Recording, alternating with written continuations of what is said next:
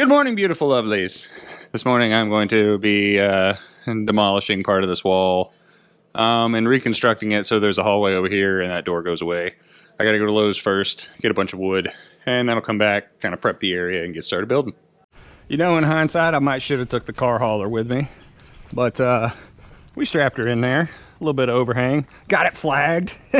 Looky there. I ended up putting a strap around this whole bundle and then strapping it back to the frame of the truck to dampen some of the ups and downs. It actually worked out pretty well, and then I strapped the rest of it in here. But yeah, that's not ideal. Probably next time I'm gonna get 16-foot boards, I'll take the car hauler. Redneck. All right, so the plan is I'm gonna build 2 temporary walls supporting all these roof joists with these bottom plates and all this 2x4 wood. I'm going to remove this wall, replace this beam all the way across to that block wall with a double 2x10. Then I will leave this open, put some cross bracing for shear support on top of the beam, redo part of this wall here just for the support on the end. Yeah, just any odds and ends. I got a lot of hurricane straps because this is a load-bearing wall. I want to strap everything. Hurricane straps, the point is you're supposed to take the roof framing and the roof structure itself all the way through to the slab so that if the wind from the hurricane is pulling on any part of the roofing material, it's theoretically pulling on the entire structure at the same time to resist uplift force. So we're going to get started on that. It's going to take a while. I hate building temporary walls, but it's a necessary evil.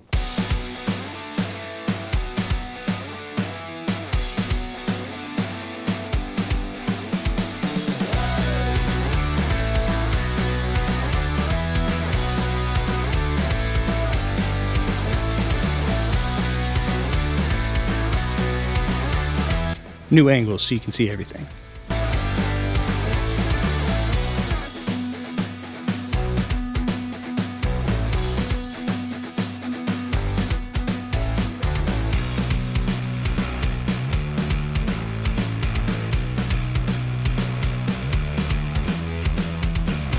Lunch break.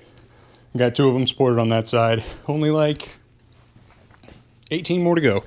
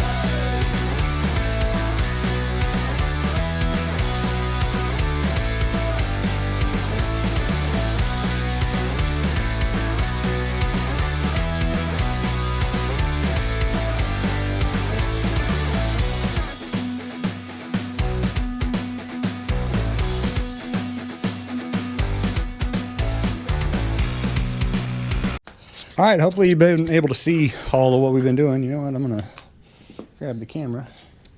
Yeah, the load-bearing wall is gone. These temporary walls are holding up the building. This is the new 2x10.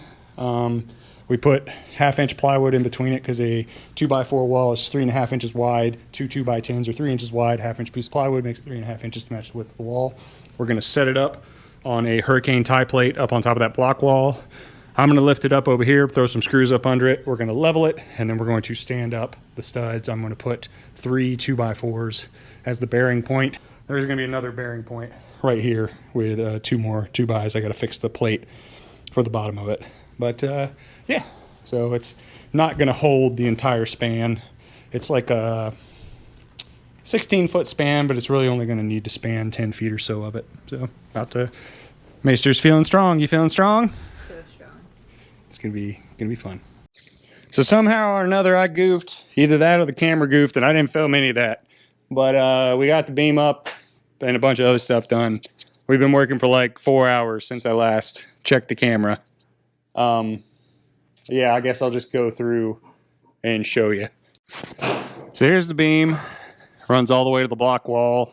We got the mid-span support here that's going to tie into that wall. This is going to be the hallway. Macy's cutting some wood for me. These are all the temporary walls. But yeah, this is what it looks like. Kind of pissed that I forgot to start the camera or the camera messed up or something.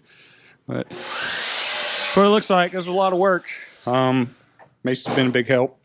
Back to it.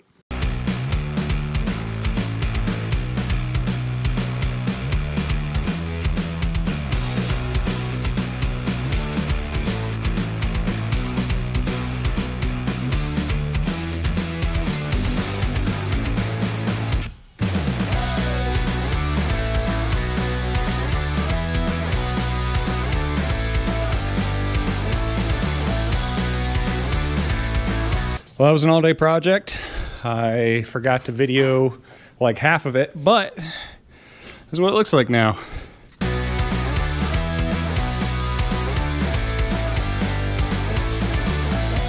That little part of the wall is gone. Looks a lot taller, just a lot more open. It's a lot more structurally sound now than it was, I'll tell you that much too. That old beam was rotted. That wall is going to stay. That door is going to get filled in. We got to do some stuff here. There's just non-structural pieces.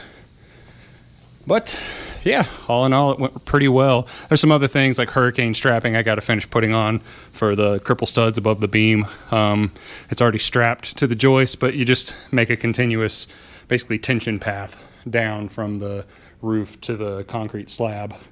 So there's just some intermediate parts, but I got all the connectors. I just didn't want to put them on tonight because it's getting dark and I want to get some food.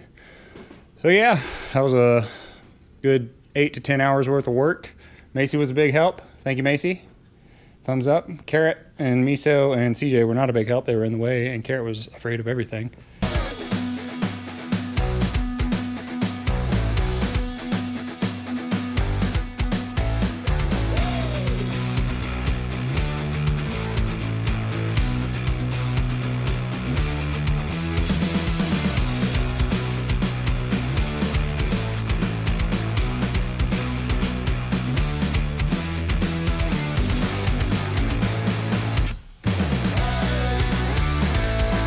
All right, that's all I'm going to put in this video. I'll make another one for when we film the door and then when we finish the rest of this stuff.